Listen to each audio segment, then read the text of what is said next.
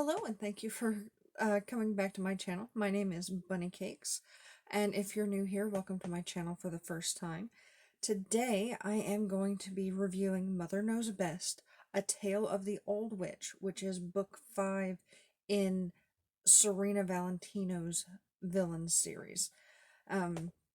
So this series, if you've watched my previous videos on it, I recommend doing that before you listen to this because there are potential spoilers because it's a series. Um, but the series, if this is your first video and you're not worried about spoilers, it goes through the backstories of the villains in the Disney stories. So they've covered the Beast and the Evil Queen from Snow White and Ursula and Maleficent. This one is about Mother Gothel from Tangled. The next book is about the Odd Sisters, which seem to be effectively the villains in this series, and the one after that is about Cruella de Vil. Looking forward to both of those. But this one, I think, by far has been my favorite. The story's really well done. I felt so much for Gothel and her story, and like, even though I know she becomes the bad guy, like the whole time I was reading it, I just wanted her to succeed and have her happily ever after, even though I know she couldn't. Um, so the story starts when Gothel is young-ish, probably in her teenage to early adulthood years, and she's with her two sisters and her mother in in the forest of the dead, I think is what they call it. But the description of this book is: the tale of the legendary golden flower is widely known. The story has been told many times and in many ways, but always the flower is coveted by an old witch to keep herself young and beautiful, and always the flower is used to save a dying queen, who then gives birth to a princess with magical hair. Not willing to lose the flower, the old witch steals the princess and locks her away in a high tower, raising her as her own. But the princess always finds out who she truly is and manages to defeat the old witch. And yet, this is only half of the story. So what of the old witch, Mother Gothel? Where does she come from, and how does she come across the magical golden flower? Here is one account that recounts a version of the story that has remained untold for centuries until now. It is a tale of mothers and daughters, of youth and dark magic. It is the tale of the old witch. Um, so you get to explore Gothel from before she has powers or realizes that she has powers, to the death of her mother and the deaths of her sisters, and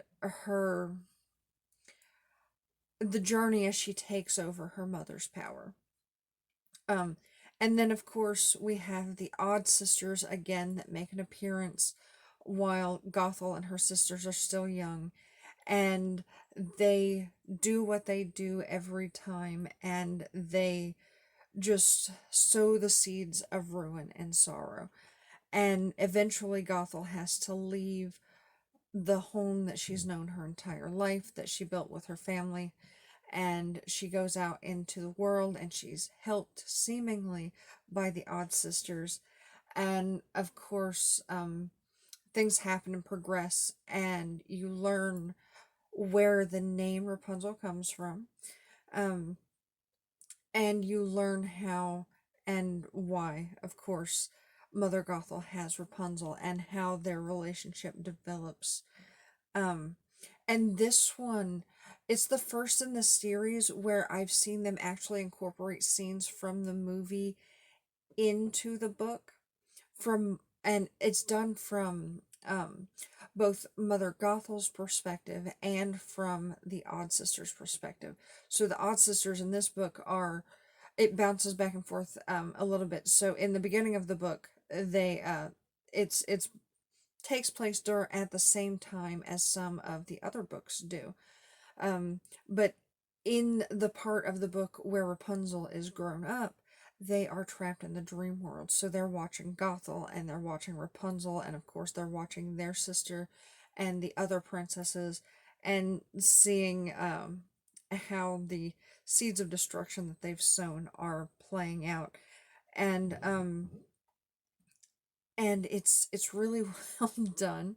Um, and so because they take scenes from the movie, of course, they keep a lot of the bits of Rapunzel and her pet and her love interest and the horse and everything. They keep those the same, so nothing's really changed there.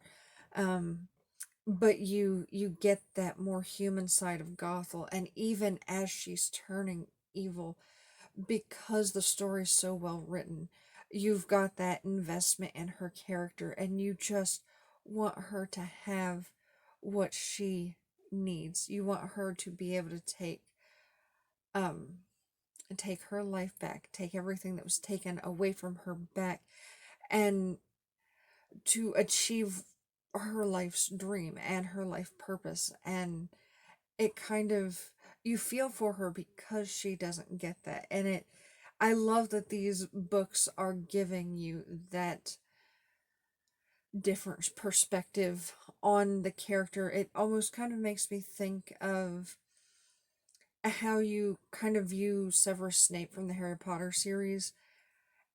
Um, After you've read all the books, you see that there are some good points to him. I mean, much like Severus Snape, all of these characters have done deplorable, awful things, and they shouldn't be forgiven for that. But you get that more fully developed, well rounded character.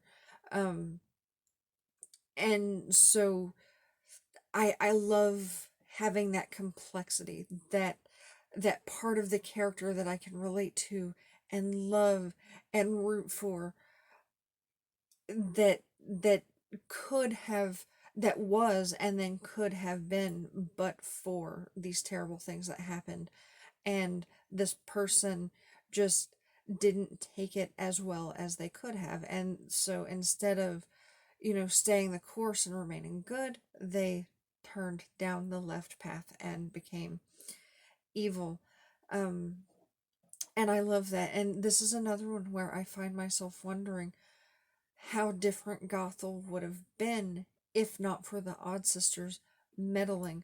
Would taking her mother's place, um, as the Queen of the Dead, would it have made her evil just because of that? Was she always destined to be evil?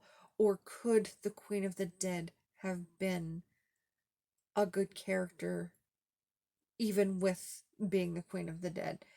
And I kind of think that maybe things would have been different, but that's something we don't get to explore because the Odd Sisters meddled and they sent her down a path of evil. And so we have the question, would she have gone down that path without the Odd Sisters, or did they force her down that path by changing her circumstances? And I love it. The next book in the series focuses entirely on the Odd Sisters, or at least I assume it does because it's titled The Odd Sisters. So I'm hoping we get their backstory too. Um, because as you're reading this series, you can see the Odd Sisters change and darken as well. So they have had a similar story arc, but it's not really been explored up until this point. Um, so I'm looking forward to that. I actually have it. Um, I have a hold on it on my e-library. Um, and then there's already another book. Book 7 in the series. Yeah, because this is 5. Odd Sisters is 6. Um, book 7, um, it follows the story of Cruella de Vil before she became Cruella de Vil. So I'm looking forward to that because that's a character that I've always thought of as like a monster. And I think of her more as a monster because she's entirely human. Um, Whereas the other villains haven't been. Well, I mean, except for the Beast, but one, he's not really a villain, and so I don't think he really counts. But I mean, he became a magical beast. Um, but all of the others have been some kind of magical creature, typically. Well, I mean, in all cases, they've been witches of some sort. Um, so yeah, I'm looking forward to both the Odd Sisters book and the Cruella book. I haven't got the Cruella book on hold yet, primarily because I'm afraid that that one will come available first, and I don't want to skip books in the series. But as soon as I get my paws on the Odd Sisters, I'm going to read it and I will review it. Um, and then I will read and review the Cruella book as soon as I get a hold of it as well. Also, so that it's easy to find, I am going to link the playlist for all of the books in the series that I've reviewed so far, so that it will be easy to find, and I'll also put it in a link up here on the video somewhere as well as an end screen. Um, but I think so far this is probably my favorite book in the series. Definitely 5 out of 5 stars for me. And I definitely recommend this series. They're all short books, they're quick reads, and they're all new perspectives on those Disney stories that we all grew up watching and hearing and all of that. Um, and I love it for that. Serena Valentino, this was a great idea, and there have been all sorts of retellings before, but not many of them really seem to focus on how the bad guy became the bad guy. And she's doing a really great job with this, and I can't wait to see how the story turns out. And I hope that it continues. I want to see the backstories for all the big bads, like um, Scar and Captain Hook and all of the big major bads from the Disney franchise. Um, I could see how this series could go on forever because there are so many Disney classics um, that that it just could. And there's a new Disney classic at least every year, so it would be really interesting. It's going to be really interesting to see how this series progresses and how it will or will not flourish. And I'm not entirely sure why this isn't more popular than it is. Um, I know I've gotten several of my friends into reading it. But that's all I have for this video, so thank you for watching. If you like this video, please hit that like button down below. If you like my channel or you'd like to come back to my channel, hit that subscribe button down below. And if you want to be notified about my future videos, hit that notification bell down below. And thank you for watching, and I hope you have a good rest of your day. Bye-bye.